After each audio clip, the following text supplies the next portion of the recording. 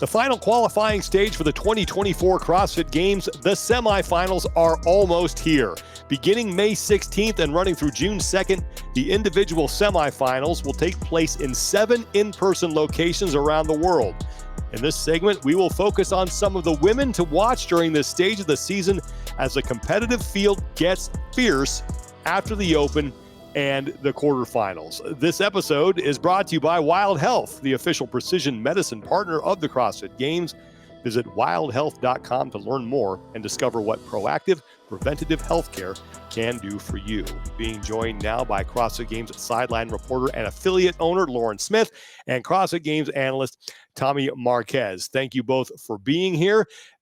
We usually like to start with the champion who's coming back, but that champion is being overshadowed by a former champion. Tommy, Tia Toomey is back.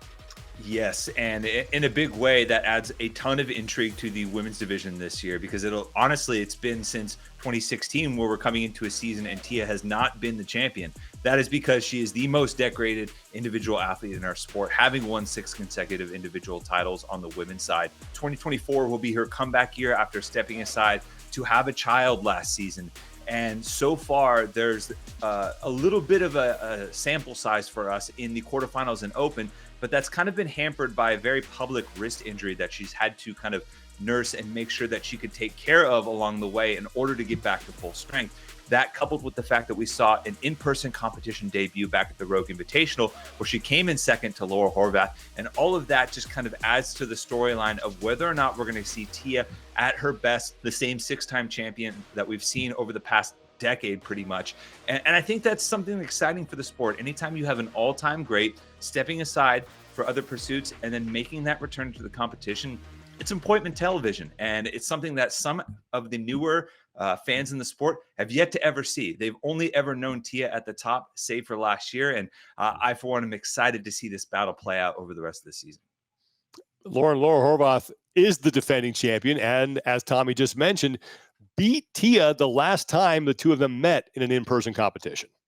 She did indeed at the Rogue Invitational back in October, and she's potentially going into her 7th games. And of all of those, she's had 4 podiums. She's one of the most consistent athletes out on the floor.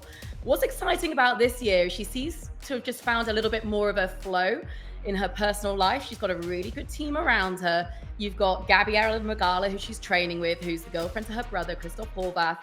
They're now back in Hungary full time. Their families are also training together at CrossFit Glasshouse.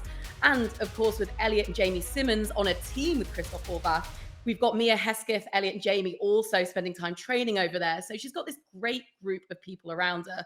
And as she said herself on her YouTube, there's a lot of fitness to happen between now and semi-finals. She just seems to have this mental toughness. I know a lot of athletes seem to be putting everything into this sport, as we would expect. She's searching for those 1%. And she's also just recently won the Hungarian Weightlifting National Championships. She went then to compete in the European Championships and came 6th. Reading the weightlifting kind of reports online, she was the standout performer without having that natural weightlifting background that some of the others had. So she's impressing on multiple sports, on multiple fronts, and I cannot wait to see her on the floor in Lyon.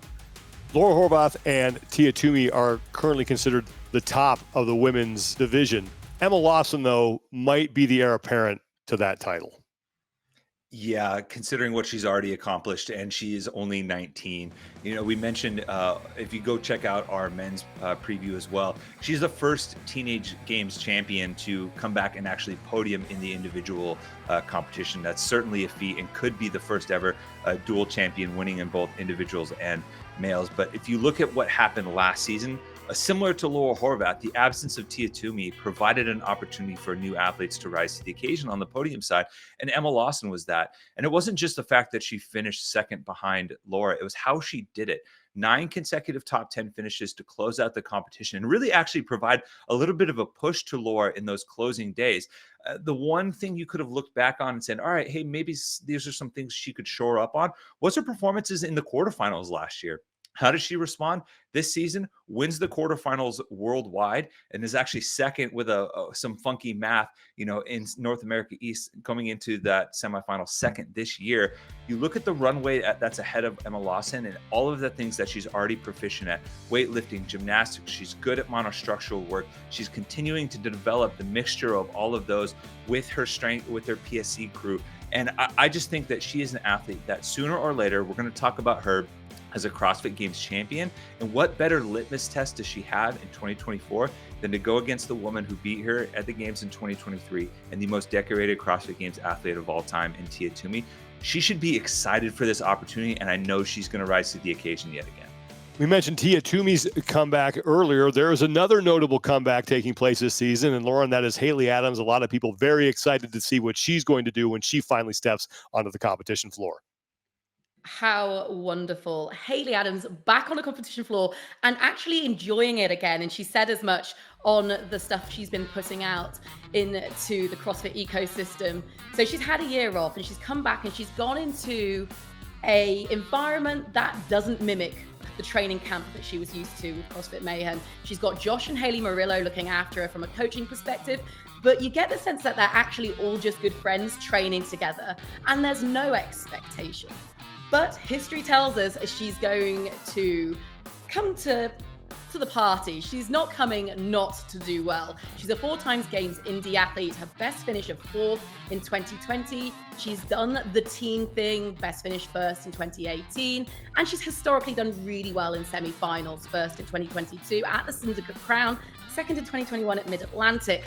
So when you look at her quarterfinals, 5th in Northeast America and 16th overall worldwide, I think it's good reason to say Haley's looking good and she's back to play.